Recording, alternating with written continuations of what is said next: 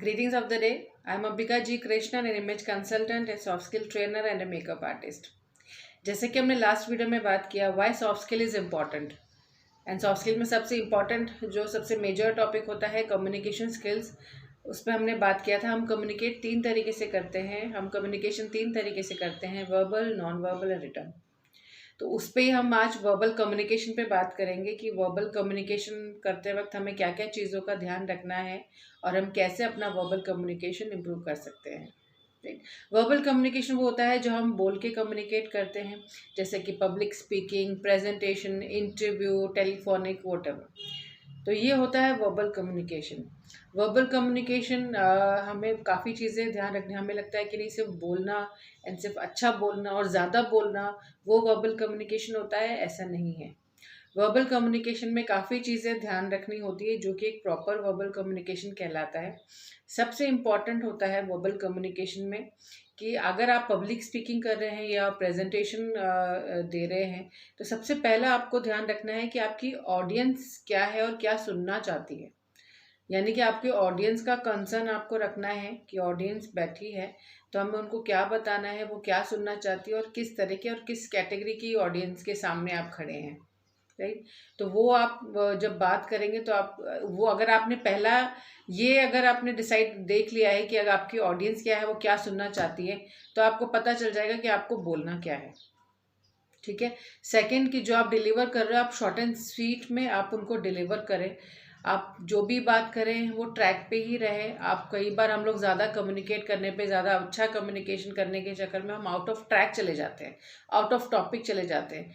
उससे क्या होता है, आप अपने ऑडियंस से डिस्कनेक्ट हो जाते हैं, आप कनेक्ट नहीं कर पाते। ऑडियंस थोड़ी देर आपसे कनेक्ट होती है, फिर वो डिस्ट्रैक्ट हो जाती है और वो डिस्ट्रैक्शन के बाद में वो इंटरेस्ट कंटिन्यू आपके पूरे पब्लिक स्पीकिंग या प्रेजेंटेशन में नहीं रह पाता। ठीक है। तो आप कोशिश करें कि आप जो भी आप टॉपिक पे बात कर रहे हैं तो आप उस टॉपिक पे आउट ऑफ ट्रैक नहीं जाए। राइट। सबसे इम्पॉर्टेंट जो आप बोल रहे हैं, आप अपना जो भी स्पीच दे रहे हैं, पब्लिक स्पीकिंग है, प्रेजेंटेशन है, आपका वॉइस मॉड्यूलेशन आपको ध्यान रखना होता है या आपकी जो वॉइस टोन है आप उसका आपको बहुत ध्यान देना पड़ता है। अगर आप बड़े हॉल में हैं तो you should be very loud. Loud ऐसा भी नहीं कि लगे कि आप चिल्ला रहे हैं और ऐसा भी नहीं कि लगे कि आप अपने आप से ही बात कर रहे हैं। आपका जो वॉइस है वो इतना होना चाहिए कि आपके ऑडियंस तक पहुँचे और प्रॉपर पहुँचे।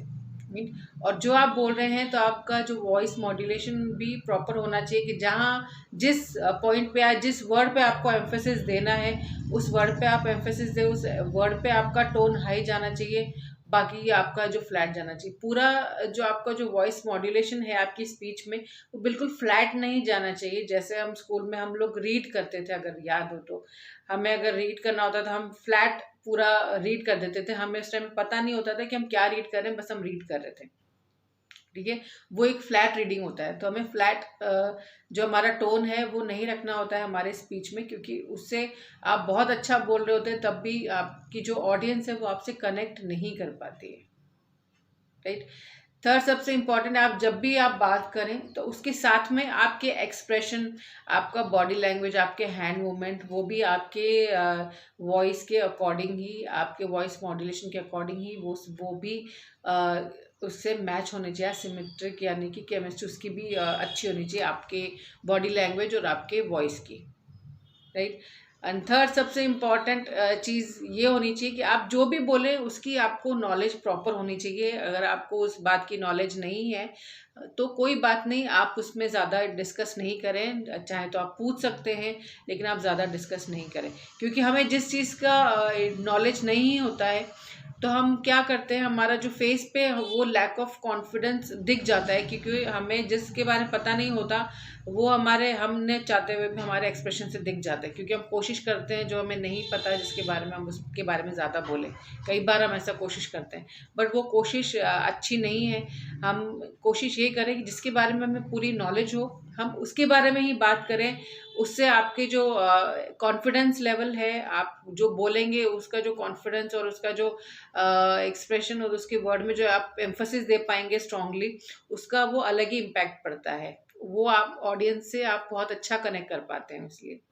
तो ये तीन चार चीज़ें हैं वर्बल कम्युनिकेशन पे, अगर आप ध्यान दें तो आई थिंक आपके वर्बल कम्युनिकेशन आप इम्प्रूव कर सकते हैं।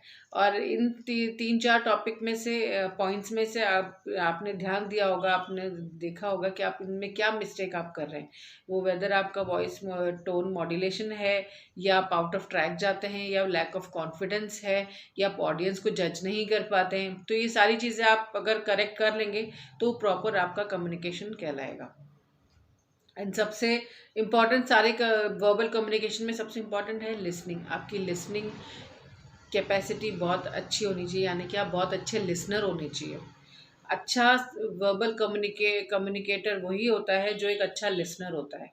तो first of all you have to be a very good listener, तभी आप एक अच्छा वर्बल कम्युनिकेशन आप कर पाएंगे। तो जो आपके करियर में, आपके प्रोफेशनल और आपके पर्सनल आपके एस्पेक्ट में भी वो काफ़ी हेल्पफुल रहेगा। तो आई होप इस वीडियो से आपको थोड़ी बहुत हेल्प मिली होगी। तो नेक्स्ट वीडियो में हम बात करेंगे नॉन वर्बल कम्युनिकेशन पे, क्या क्या होता है नॉन वर्बल कम्युनिकेशन और क्या क्या चीज़ें हमें ध्यान देनी होती है। So thank you so much for watching my video. See you in the next video.